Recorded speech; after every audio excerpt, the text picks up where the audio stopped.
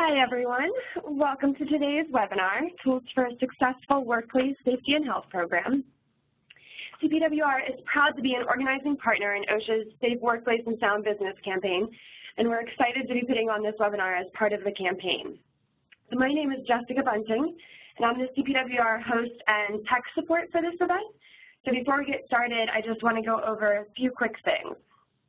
First, if you are having any technical difficulties or if you have any questions right now, please either type them into the Q&A box or email me at the address you see on your screen, or simply respond to any of your WebEx emails. I see a few people are raising their hand right now. Unfortunately, that does not give me any way of communicating with you. So if you have a question, I need you to please type it out. And again, email me at any time during the event for any difficulties you're having, and we'll get you sorted out.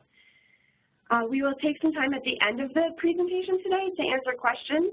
You can answer questions at any time during the presentation, and we'll do our best to answer as many questions as possible in the order in which they were received at the end. To make sure I see your questions, please either address them to everyone or privately to me, the host. Do not address them privately to any of our presenters, or they may get missed. And finally, today's webinar will be recorded, and that will automatically be emailed to everyone along with a PDF of the slides and related resources following the event. Okay, and with that, I will go ahead and hand it over to Andy Levinson, the Deputy Director of OSHA's Directorate of Standards and Guidance, who's going to give us a bit of background. Great. Thanks so much, Jessica. I'd like to welcome you all to the first webinar of the 2018 Safe and Sound campaign. The Safe and Sound campaign is an effort to help every workplace in America use safety and health programs to manage workplace safety. We want to meet employers where they are on the safety curve and provide them with the tools and support needed to strengthen commitment to workplace safety and health, moving one step at a time. Safety and health programs have been proven by best-in-class employers to reduce injuries and illnesses and improve businesses. While there are different approaches to safety and health programs or management systems, all effective safety and health programs have three core elements: management leadership, where top management commits to establishing, maintaining, and continually improving the program and provides necessary resources for safety in the workplace. Worker participation. Effective programs make sure that they involve workers in identifying solutions. Improved worker engagement is linked to better productivity, higher job satisfaction, and better worker retention. And lastly, a systematic approach to find and fix hazards. All effective programs are centered around a proactive process of finding and fixing hazards before they can cause injuries and illnesses. The Safe and Sound campaign page, and you'll see the link at the bottom right of your screen. OSHA provides easy tips for establishing overall safety and health programs in the workplace. Today in particular, you're going to hear about CPWR's tools that focus on improving two of these three core elements: management leadership and worker participation, along with improving overall job site safety climate. Dr. Linda Goldenhar, who's the Director of Research and Evaluation at CPWR, is going to give a brief recap of CPWR's Foundations of Safety Leadership program and the success of it since it was released in January 2017, along with some new FSL-related tools for trainers and others to use.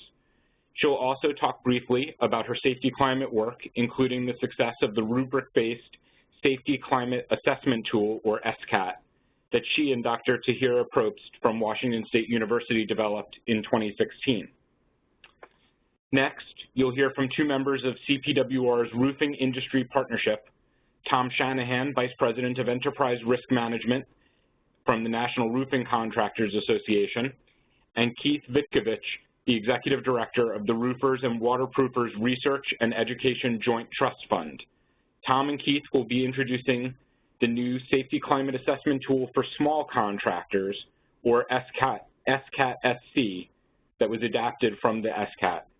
This online tool allows small contractors and their employees to assess how they're doing with respect to job site safety climate and find ways to strengthen it. And now, I'll hand it over to Linda. Thank you, Andy. Appreciate that introduction.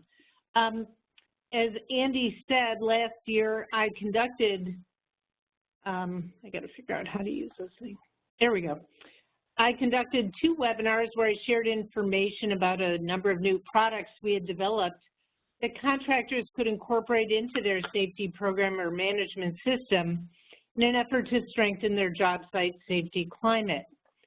In the first one, I introduced the new Foundations for Safety Leadership, or FSL, educational module, and in the other, I shared some research findings and products related to our safety climate work.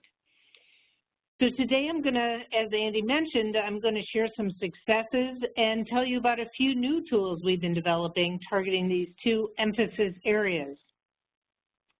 At the end of the webinar, Jessica is going to send you a link you can use to access today's as well as last year's webinars. Excuse me. So first I'm going to give you a quick overview of the FSL module for those who may not be familiar with it. The FSL was developed by a curriculum development team comprised of 17 members, including OSHA outreach trainers, staff from OSHA's Department of Training and Education, safety and health professionals, construction workers, CPWR and university researchers, and a number of other subject matter experts. The goal of the development team was to create an interactive educational program that would provide construction foremen and other lead workers with the information and skills they needed to become effective safety leaders, able to create a strong job site safety climate and improve safety outcomes. After a year and a half of in-person and virtual meetings, the 2.5-hour Foundations for Safety Leadership module is finished and ready to be shared with our stakeholders. The highly interactive FSL teaches participants about the costs of ineffective and the benefits of effective leadership. And most importantly, it covers 5 critical leadership skills and practices they can use in their day-to-day interactions on the job site. Specifically, it teaches skills for leading by example, engaging and empowering team members, actively listening and practicing 3-way communication, developing team members through teaching, coaching, and feedback, and recognizing team members for a job well done. I'm going to share some successes we've had since posting the FSL teaching materials on our website and it becoming an official elective in the OSHA 30-hour course last January. That's 2017. Then I'll tell you about some new FSL-related tools and resources we've developed, most of which are a result of stakeholder ideas and requests. And then I'll update you on how it's been going with our safety climate work, as Andy said, and turn it over to Tom and Keith. So with the FSL, in terms of our OSHA-related outreach, 16 of 27 OSHA Ed centers across the country reported to us that trainers have selected to teach the FSL in 549 OSHA 30-hour classes to at least 5,929 foremen or lead workers, which we think is terrific. Also, the National Resource Center, OTI Ed Center, which is a consortium between CPWR and West Virginia University, they taught the FSL in 40 500-level classes to 611 OSHA outreach trainers. So clearly, OSHA outreach trainers are one of our most critical FSL audiences. If all or even a huge or significant percentage of them would choose to teach the FSL as an elective in their OSHA 30-hour courses, close to 100,000 workers annually would benefit from participating in the course. Beyond OSHA, we have other key audiences for the FSL, including safety directors, safety managers, company owners. Since its release, excuse me, Close to 100 large and small companies have contacted us directly asking for the materials so they can teach the FSL as a freestanding course or incorporate it into their own 30-hour courses. We try to follow up with them to see how things are going and have heard some great, exciting success stories. I have time to share just a few of those with you today. So Bob Coons, Corporate Safety Director for Dimeo Construction, has been an incredible FSL champion over the past year and a half. Internally, he's using the FSL for STEP development for all crew leaders and project operations staff. Dimeo purchases training time within a project safety program to conduct the FSL with all subcontractors, and he's incorporated lessons from the FSL into their new hire orientation program and some new toolbox talks. In addition, they've invited business agents or business managers to attend the FSL training. And recently, 6 individuals from the New Haven building trades participated in one of Bob's trainings and reported their intention to include the FSL in their own efforts. Outside the company, he has conducted the FSL training or presented on it at Regional Construction Association meetings, at OSHA conferences in Rhode Island, Massachusetts, and Connecticut, and at other national meetings. So thank you, Bob.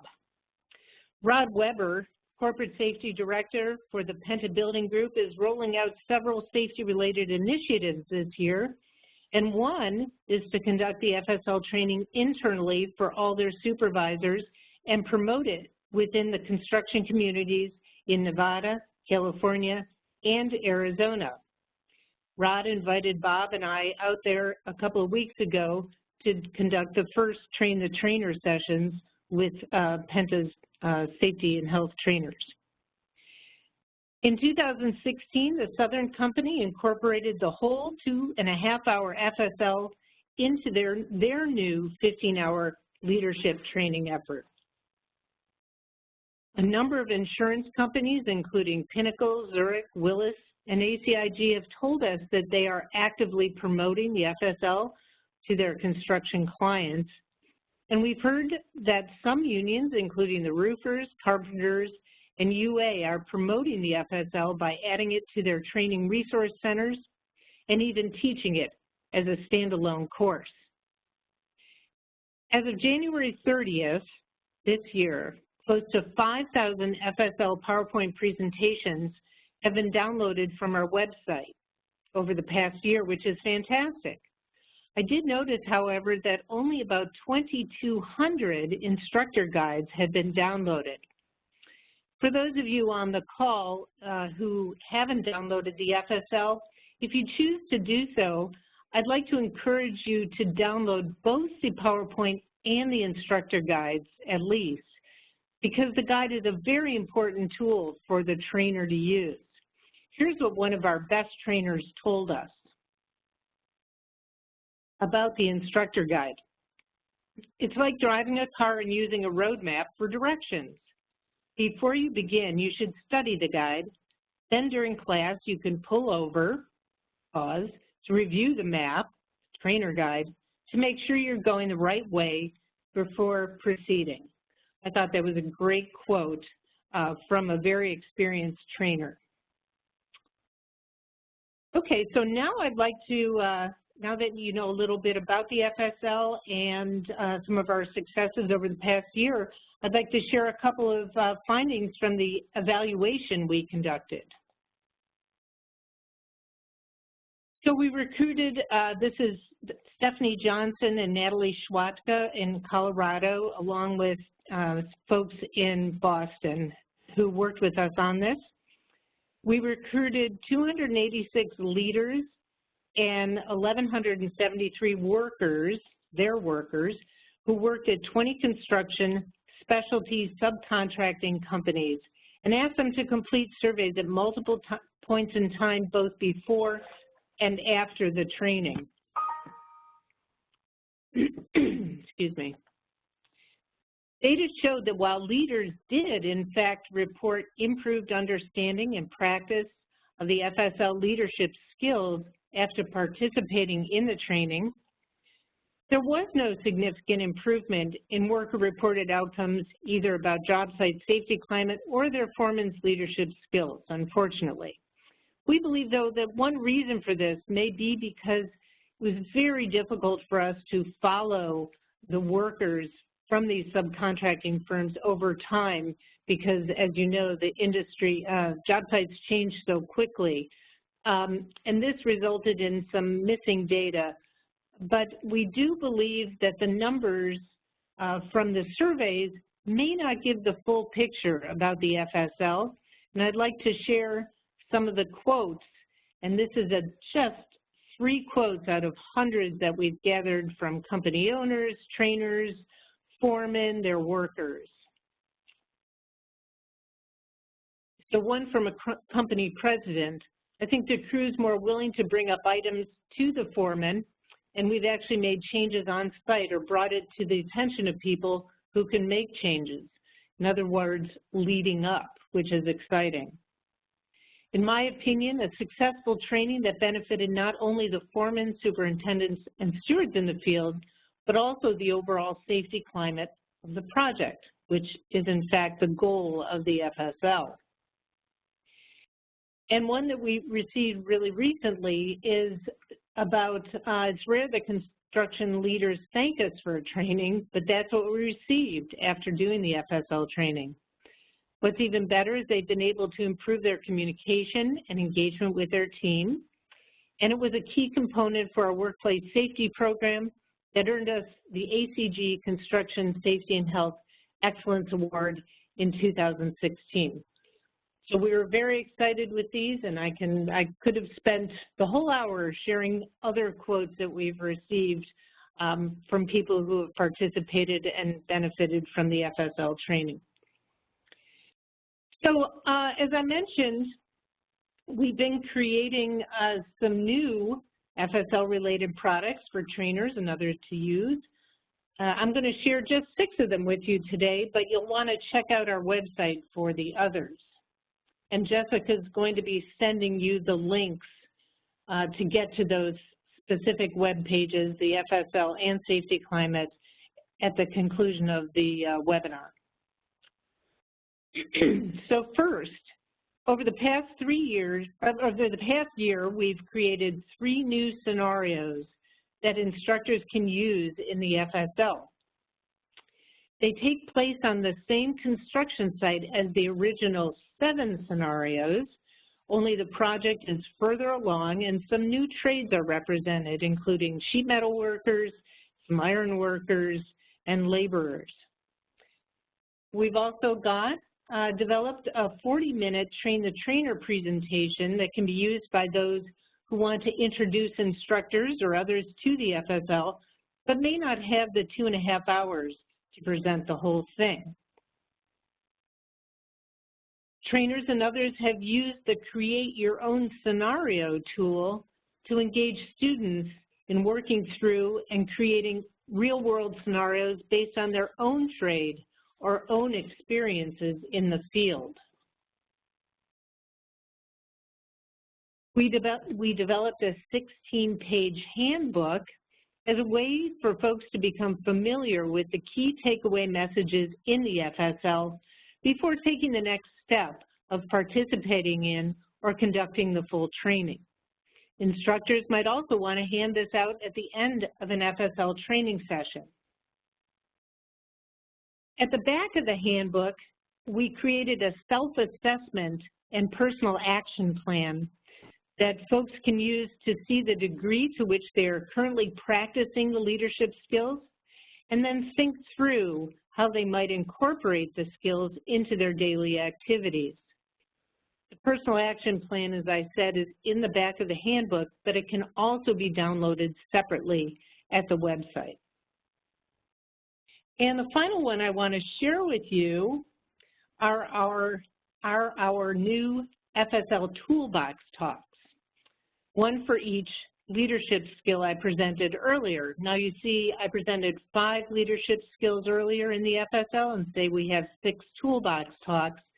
That's because we broke actively listen and practice 3-way communication into 2 separate toolbox talks.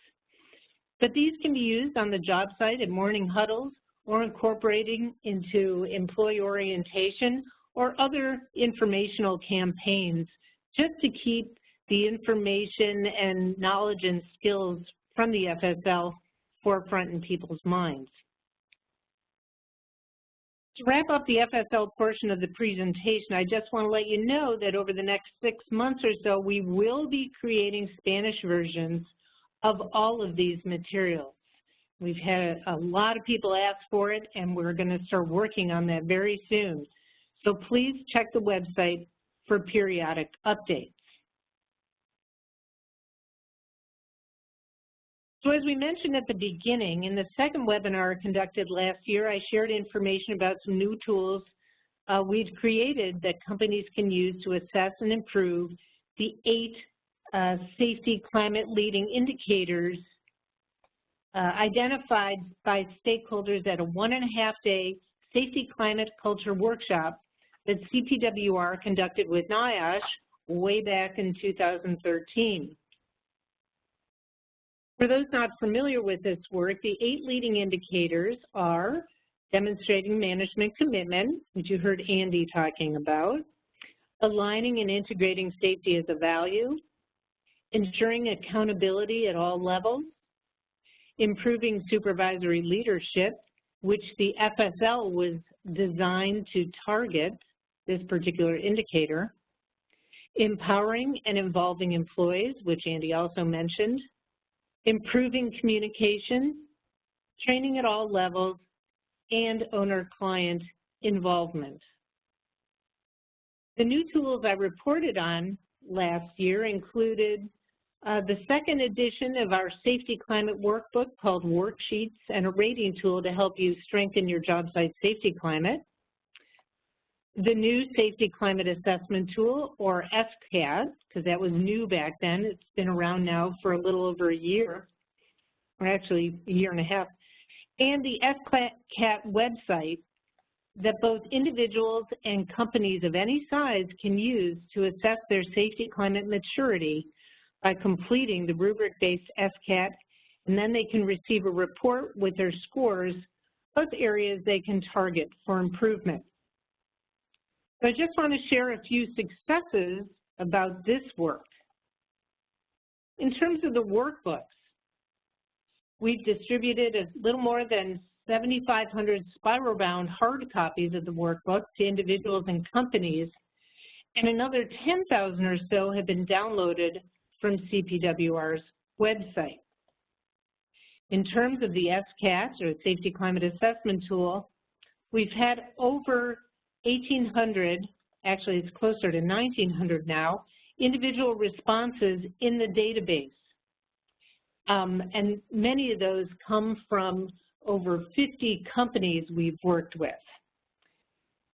We've conducted statistical analyses on the data from just those who report being affiliated with the construction industry and found that the SCAT is both a reliable and valid instrument for measuring a company's safety climate maturity.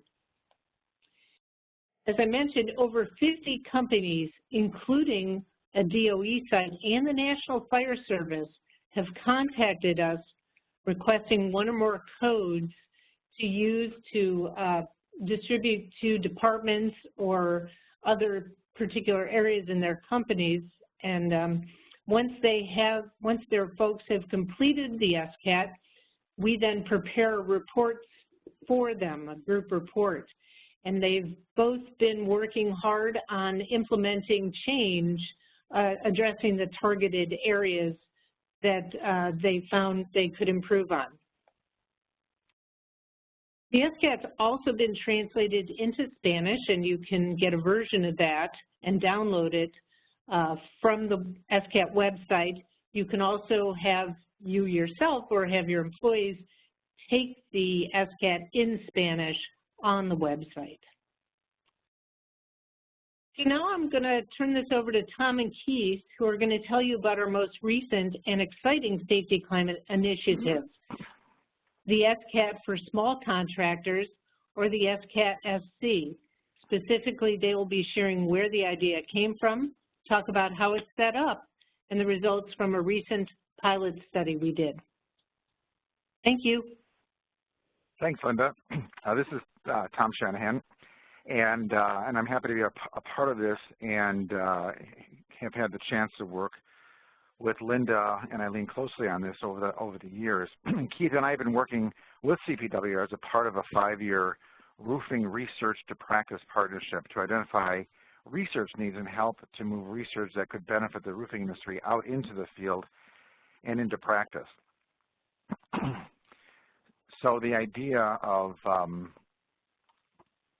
see, hold on a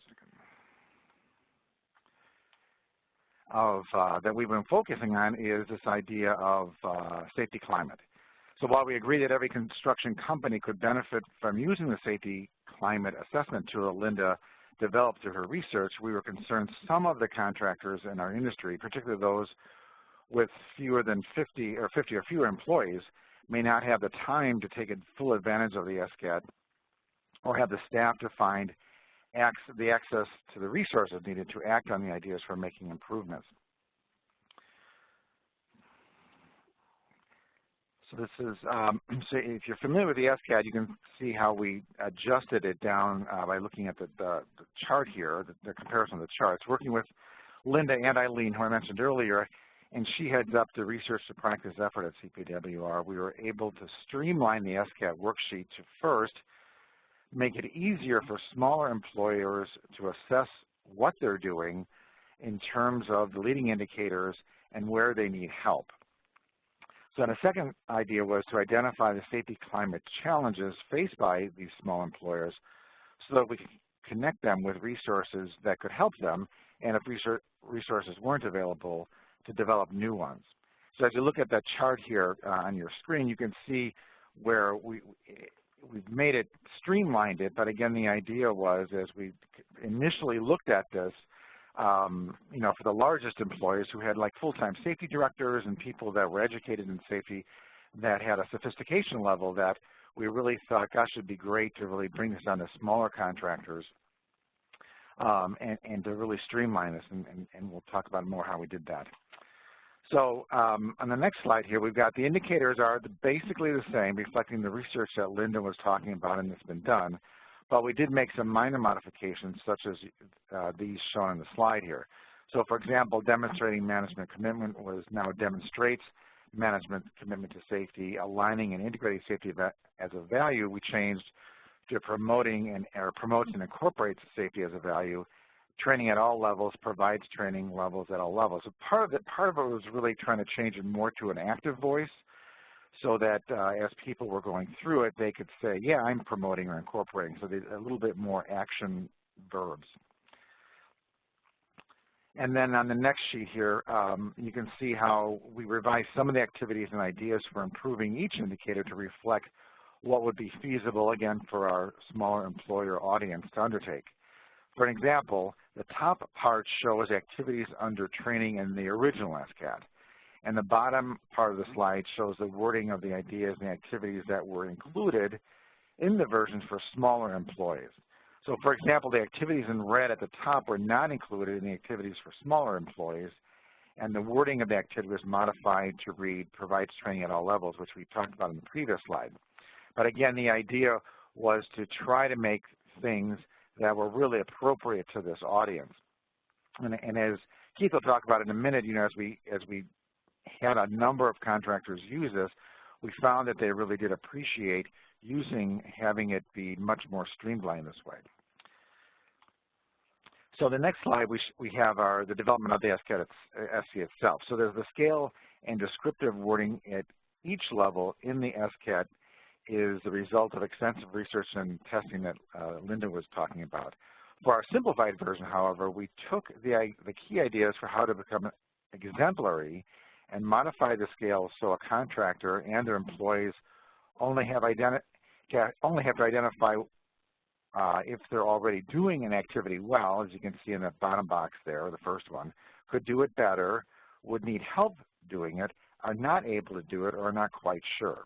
And we do that by saying, I don't know. So, so that someone other than a contractor fills it in, they wouldn't have to guess. So that's a brief overview of how the SCAT for small contractors came about and what we did to make it more user-friendly for that particular audience.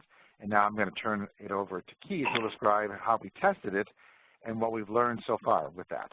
Hey, Keith? Thank you, Tom. We did a pre-test of the SCAT for small employers in the spring of 2017 with 10 contractors and labor representatives, and we made modifications based on their feedback. In terms of the pilot, we originally planned to have 30 contractors use 30% of their employees, but we learned during the process that for small employers who have crews of just a few people out in the field, the requirement to include employees would become burdensome. So we adjusted our approach to accommodate the realities of our target audience and focus on identifying safety climate challenges faced by small employers. In the end, we had 61 contractors that participated in this pilot. What we learned from this small group is already valuable. Of the 33 activities within the 8 leading indicators, this chart above shows the 5 that had the highest percentage of contractors saying that they could do better or would need help. One of the top areas that contractors say they would need help with was providing supervisors and foremen with leadership training so they are able to communicate and motivate employees about safety. As you learned in Linda's presentation, the FSL is a readily available resource that contractors of all sizes, including the small contractors, can take advantage of to improve this activity and the related leading indicators of improving supervisory leadership. Following the pilot, we revised the instructions in the SCAT for small contractors workbook. A contractor can use the workbook and worksheet on their own or with their employees to see how well their perceptions of the company's safety climate aligns with their employees. It can be completed on paper or online.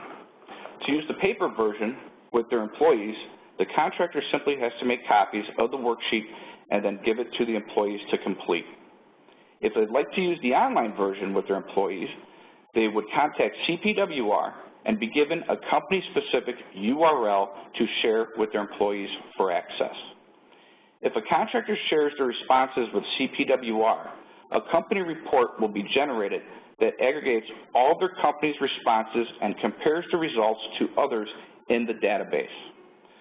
No personal identifiers or information that can be tracked back to another company will be included within this report. Only aggregate data will be reported for an individual company and the overall results within the database. The online version automatically generates a report that includes an individual's response to each item and a summary at the end titled Your Results. That shows where they are doing well and where help is needed. This report also includes a list of ideas to strengthen a company's performance under each leading indicator and links to other resources that will be available.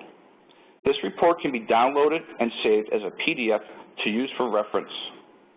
A contractor could use the worksheets today with employees, and then let's say in 12 months, they can have the worksheets filled out again to see if the company is making progress.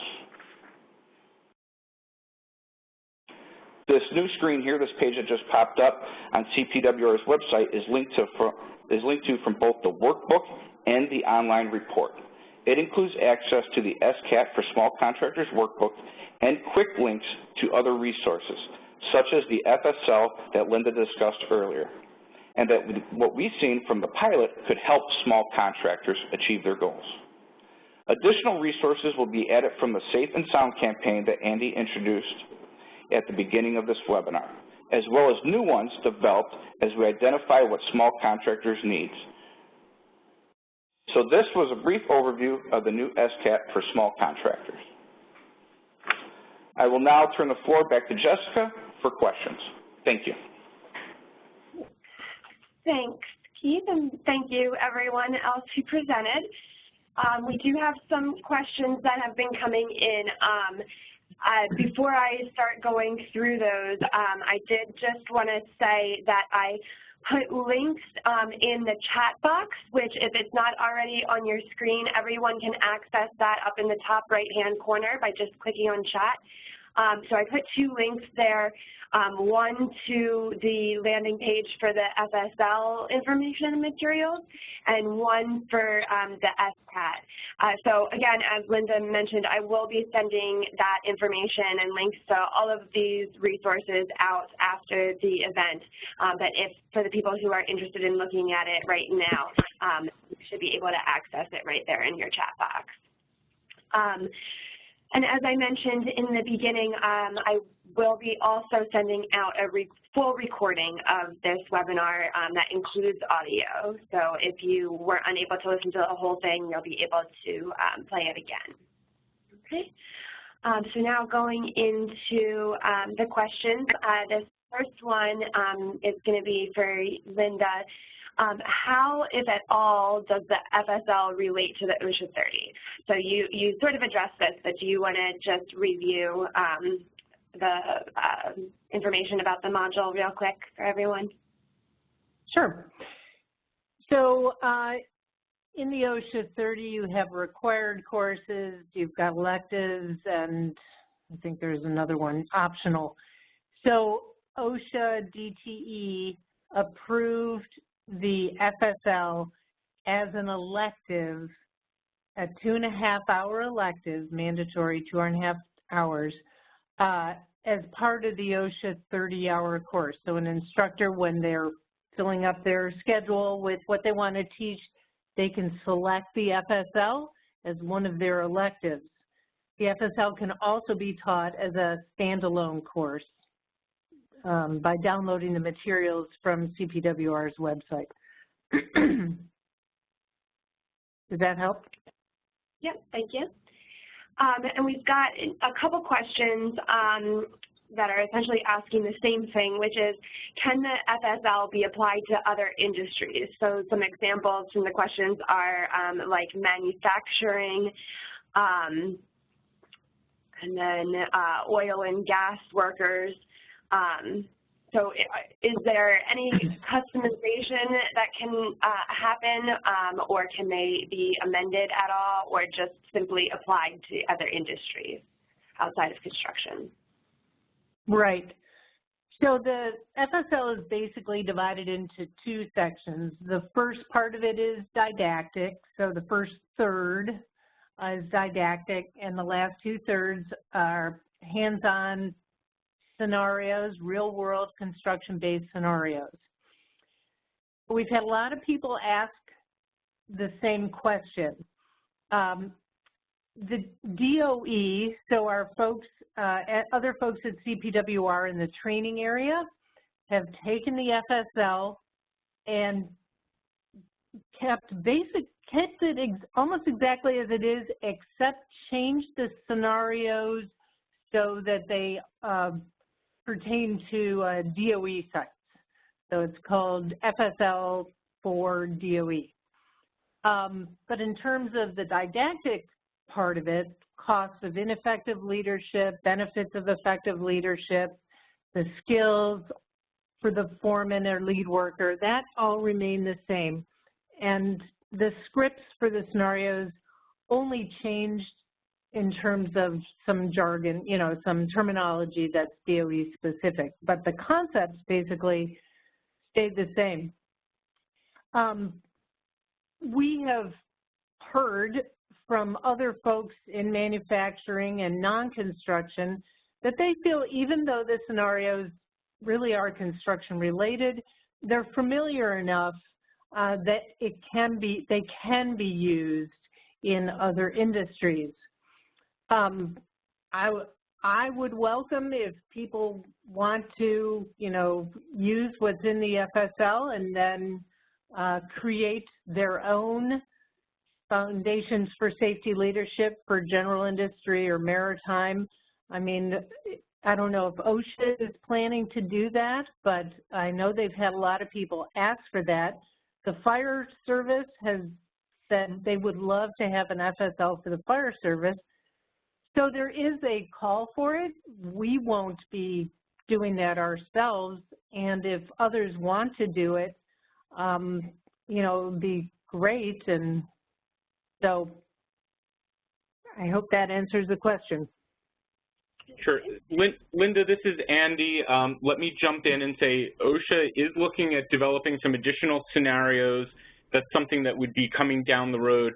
But I think more to the point of the caller's question, when in the Safe and Sound campaign, we are management system agnostic or safety program agnostic. So if you look at OSHA's recommended practices or the National Safety Council's Journey to Safety Excellence or the ANSI standard or OSAS or the upcoming ISO standard on management systems, all of them have management leadership and worker participation as foundational core elements. How they describe them, how they measure them, are all slightly different variations on a theme, but the sort of material that you're going to get in the foundations of safety leadership on those two elements are broadly applicable no matter what industry you're working on. So it may take a little extra step to customize what you're doing, but you're getting some really good, solid information on how to do management leadership and how to effectively get worker participation in the FSL course. Okay, thanks, Andy and Linda. Our next question is, what qualifications do you need to become an instructor for FSL? There are no qualifications. Obviously, if you teach it as part of the OSHA 30 hour, you need to have that outreach trainer certification. But to teach it alone, we created the PowerPoint and the instructor guide in such a way that instructors who are, you know, competent trainers and instructors could take it. And it's very comprehensive. The instructor guide gives lots of ideas for activities, discussion questions, and also on the website, we've added some new things that instructors can use. So there is no particular certification to teach the FSL, and all the materials are available free of charge at CPWR's website that Jessica gave you. Okay, I just want to reiterate that last part because we did have a question about the cost of the materials. And so both the FSL, all of the additional materials that Linda talked about, and the full SCAT and the SCAT for small employers, everything is available for free and can all be accessed via those links that I sent in the chat box and will follow up with. Okay. Our next question, Linda, are the slides that you shared today indicative of what the FSL slides would look like? It's a lot of information for a single slide and small and not legible. No, I already know the answer to that, but I'll not indicative of at all. So that question came in before I sent the links out. So at this point, if anyone's gone to the website and pulled up the FSL presentation, you can see that the presentation is much more user-friendly for a training scenario and is not similar to these slides that we're looking at today. Okay. Our next question, you know, I'm actually not sure who this is directed toward, but are there any plans for reaching out to vocational technical high schools with construction trade programs? Yes, I'll take that one. This is Keith Vitkovich. Absolutely. It's always been an ongoing effort as far as it comes to the building trades and crafts, and we will continue to do so. And this is Andy from OSHA. Similarly, we have a number of programs in the Department of Labor and in OSHA in particular where we are reaching out to building trades and vocational tech programs. And Safe and Sound campaign and safety and health programs is a core piece of that, as well as, you know, we're trying to go after students who are getting summer jobs or internships as well to make sure that they're educated consumers as they go out into the workplace. So yes, that's a great question. It's an important emphasis point for us. Can I also say that CPWR has been working with Labor Occupational Health Program in California, and they've been developing guidelines for incorporating safety and health into voc ed programs. And that information, I believe, is available on our website or should be soon. Yes, it is available on cpwr.com already.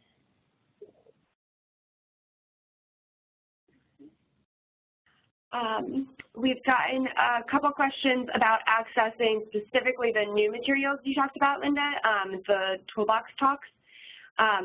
So I don't know if you have a link handy that you want to drop in the chat box to all participants, but otherwise I will send that out to everyone in follow-up. So all the materials are available via the link that Jessica, that you sent out, and people will see there's two hyperlinks. One says primary teaching materials, that has the PowerPoint, the instructor guide, train the trainer, 3 new scenarios. But then there's supplemental resources, and that's where you can find the handbook, the toolbox talks, and other things. Okay, thanks. Perfect.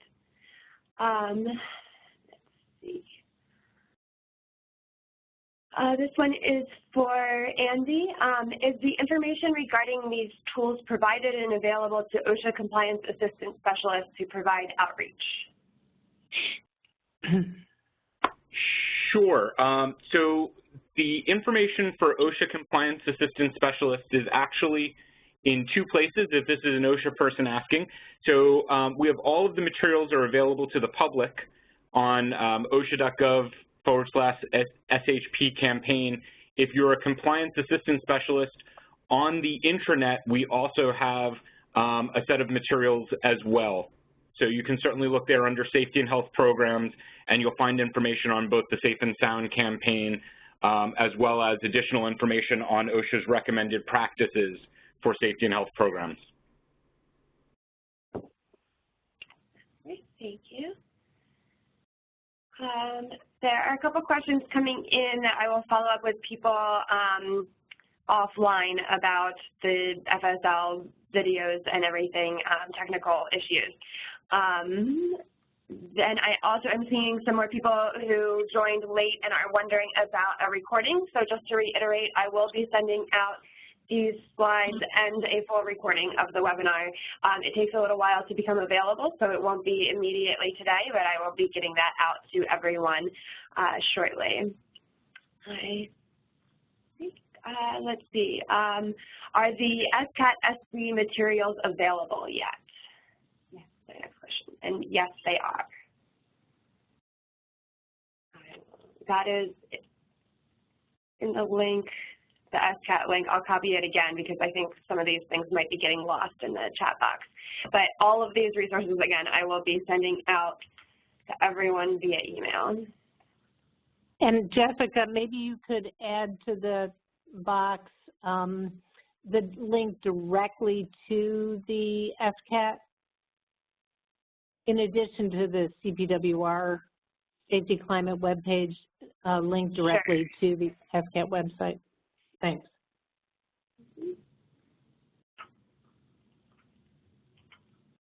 And actually, Linda, this is my ignorance, but are the SCAT and the SCAT SC on completely different websites, or are they both accessible at safetyclimateassessment.com? The SCAT SC is not available on the www.safetyclimateassessment.org. It's available through the, I think it's linked to the Safety Climate webpage. So it's a little confusing because they were kind of created separately, but everything can be found, I believe, all links, even if they take you other places, should be found on the Safety Climate/Culture CPWR website. Okay, so I'm actually looking at that right now, and we are, I think the page didn't get updated with the SCAT SC, so I apologize for that, everyone. We will get that updated, so it will be at this Safety Culture link. And again, I will send that out after the fact, so everyone has these resources. Thanks. So I think that's it. I apologize if I missed any questions. If I did, feel free to email me, and we will get your questions answered after the fact. And I do have a link that I was just given that I'm typing into the chat box right now to get to the SCAT SC. So I will leave this up for a little while following our event if anyone would like to access the links through the chat box. And thank you to all of our presenters, and thank you everyone for joining.